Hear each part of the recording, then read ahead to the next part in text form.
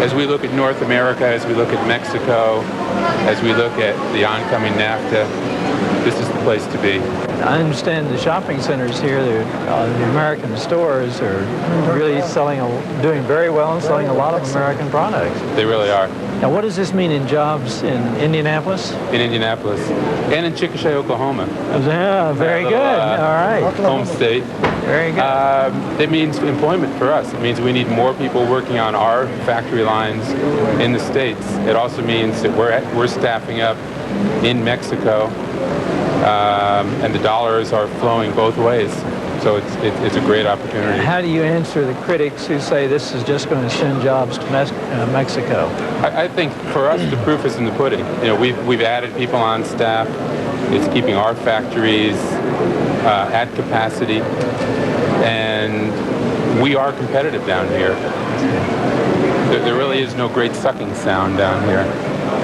Except sales. Except sales.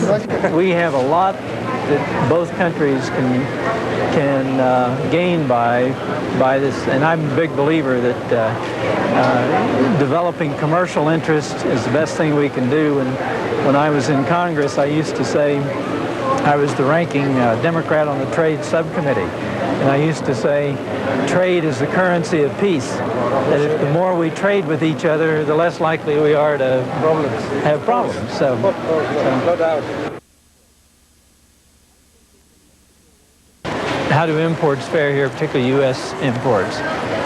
I think that when Mexico opened its economy 4 or 5 years ago, we started little by little, and some imports started coming, some from the Orient, some from the U.S.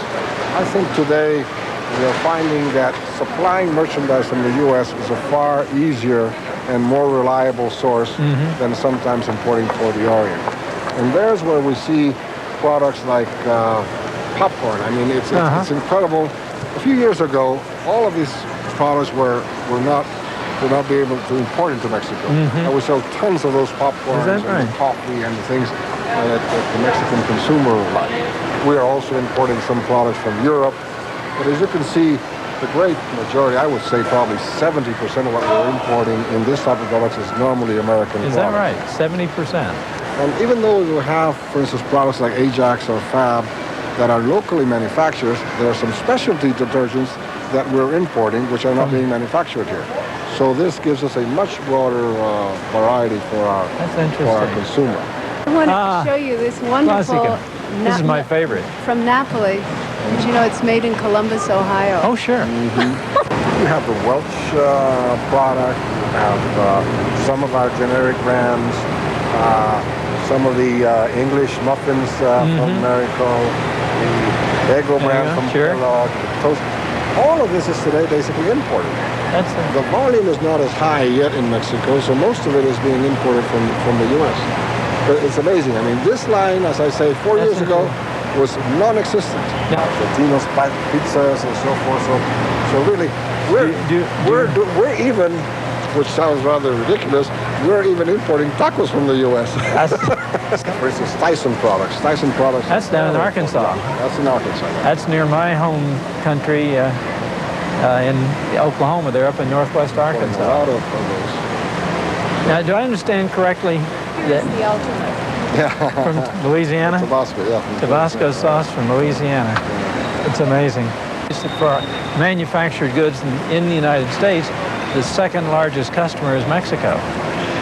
I honestly think that the consumer good products, there's no question that the U.S. is really the leader worldwide. Yeah. Because you have the best products at the lowest possible prices. And those are the products that are coming here. And as soon as our countrymen have the purchasing power, that is the product they will buy the most. And this is where we're seeing the big change. Yeah.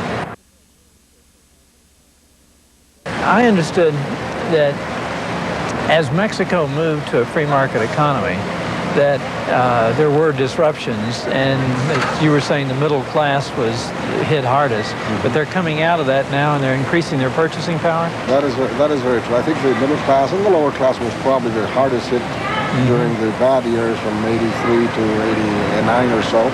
But I think they are recuperating, and we're seeing it in the consumption. We're seeing that they have the possibility of purchasing more and more products. So we're happy to see that. This area also in beef, for many years Mexico was closed to beef imports. Today we are receiving a good amount of beef from the U.S. and we are getting a lot of imported products in our restaurant division, where we're buying the box meat cut exactly to the specifications of our restaurants, and we're buying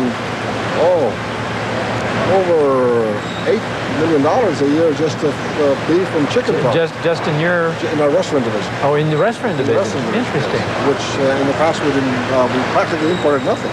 That's interesting. But those are the options that we're Well, that's getting. great. This has been fascinating. I would think that this would be a much better market than European market. There's We more think so. growth. And much more faster. friendly towards. It's smaller but faster in a way. Yeah. And there's a preference for American goods. Very strong. Yeah. Quite near in a way. Yeah. So this gives an advantage on prices and Yeah. Well, that's interesting. our cost. How many people do you employ in the United States? At Delta or at Masco? At Delta, probably 3,000 to 4,000 people. Really? Masco's probably 30,000 to 40,000 people. And how much is export a part of your business? Not just Mexico, but overall. At Delta, probably 10% to 15% of our overall business is export and growing. So the growth part of your business would be export. We believe so, very much so. Bob, how about In the States, you're probably at 400 or 500. And down here, the group intercom people take care of all of our business here for us. They're our manufacturer reps. Great. Things are starting to happen down here. There's a lot of people very curious and interested in the product. What can we, any of the American companies, what can we do that we're not doing to help you? Well, that's a good question. I think certainly continued effort to have NAFTA pass will help us. My belief is, and our company's belief is, that with NAFTA, you'll see an emerging middle class, and with that middle class will come our sales. That's probably the single biggest thing that we can get. Good.